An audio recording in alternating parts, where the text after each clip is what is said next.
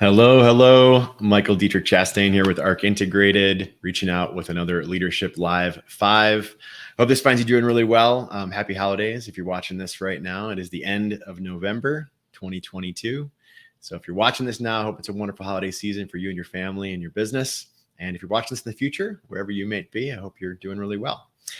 Today, we're going to dive into a topic that has been very popular lately at Arc Integrated, which is our consulting firm. We're based out of Asheville, North Carolina, and we serve conscious leaders and teams around the globe, helping them improve things like workplace culture, emotional intelligence, employee engagement, retention, all the human things that we know have a massive impact on a business's bottom line.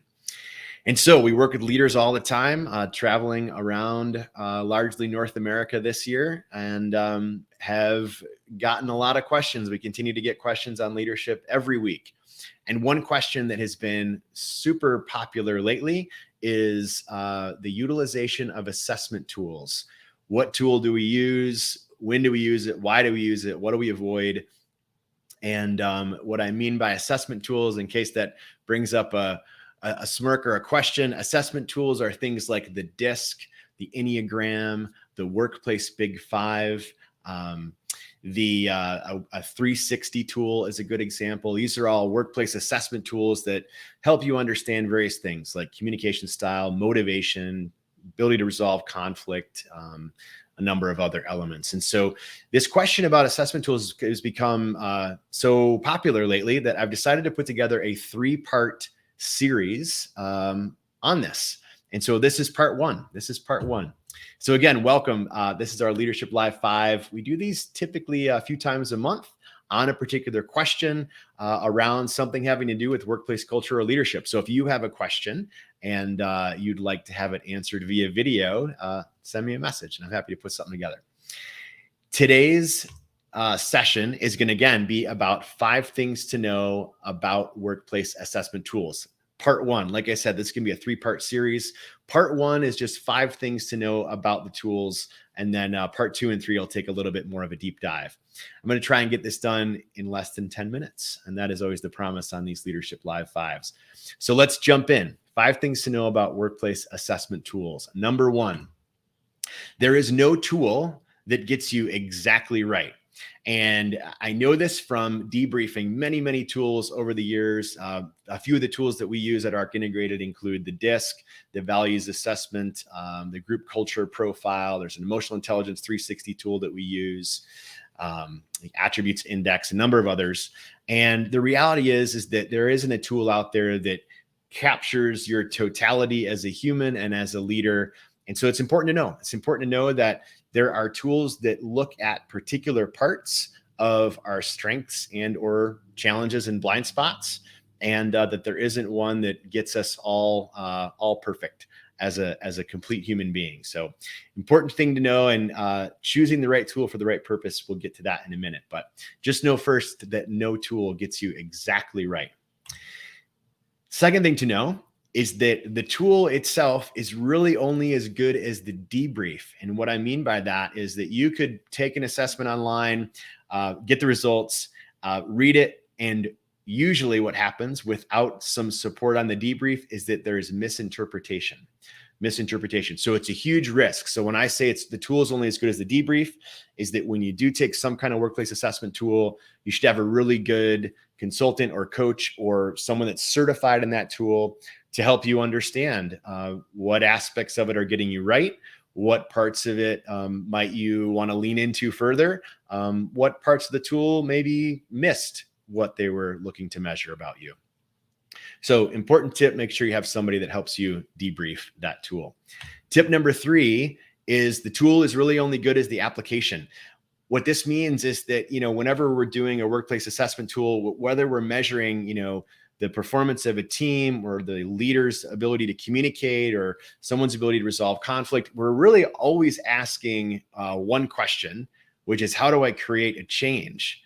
And the tool in and of itself is great for insight, which is a good step. But unless we're going to figure out how to turn that insight into behaviors consistently over time, that's really where the change takes place. So the tool is really only as good as the application that's put from the insight that the tool hopefully helps create.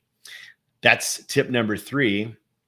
And I mentioned this earlier, but different tools have different purposes. So as an example of that, the DISC, which is DISC, if you haven't heard of it, it stands for the 4 different communication styles. It is evaluating exactly that. It's evaluating communication styles. How do we prefer to communicate? Are we more results oriented? Are we more driving? Are we more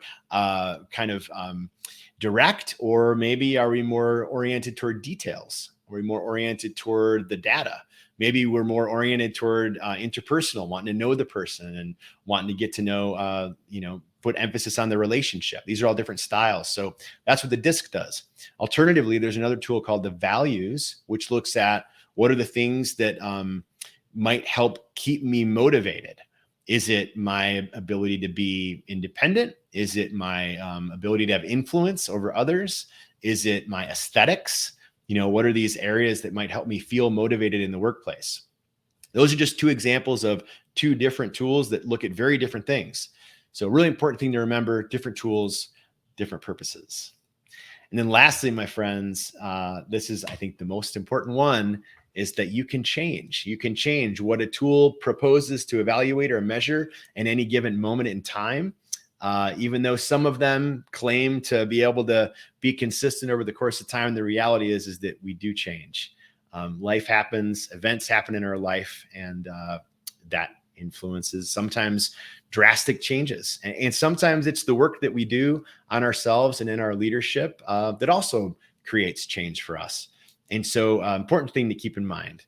If you want to take a deeper dive into this, shout out to Dr. Benjamin Hardy, who wrote a book called Personality Isn't Permanent, which makes a wonderful case for how people can create positive changes over time, and that there isn't necessarily a constant in our personality, that we have the choice to change that. And so it's very uplifting, and I highly recommend it. All right. So those are our 5 tips. If this was interesting to you, if you're a leader or perhaps in HR, someone that's looking at assessment tools in 2023, stick around for the next 2 parts of this series. I'll give you a little preview. Part 2 of this series is going to be, and you can see this right here, is going to be about 5 specific assessments that we recommend at ARC Integrated, what they actually measure, and why we think that's important. So that's part 2 of this 5-part series, and I hope you'll check it out. And that's it. I'll recap the 5 parts real quick here. So today's topic, part 1, are 5 things to know about workplace assessment tools. Number 1 is no tool gets you exactly perfect. You're a complicated and special snowflake, just like we all are. We're complicated people, and no tool measures all aspects of our personality. All jokes aside, we are complicated. No tool gets us exactly perfect. Number 2 is the tool is only as good as the debrief. Remember that we want to be cautious of misinterpreting tools, so helpful to have an expert there to help. The tool is only as good as the application. Again, the insight that the tool provides is good, but we have to be able to figure out the behavior behind that to create the change we want. Number 4, different tools, different purposes. Not all tools measure the same thing. Talk more about that in part 2 of the series. And then finally, number 5 is you can change over time. You can change over time. Important thing to remember. All right, that's it for now. Thanks for watching. If this brings up any questions for you, don't hesitate to drop them in the comments, and I will respond to them. And until next time, take good care. We'll talk to you soon. Thanks.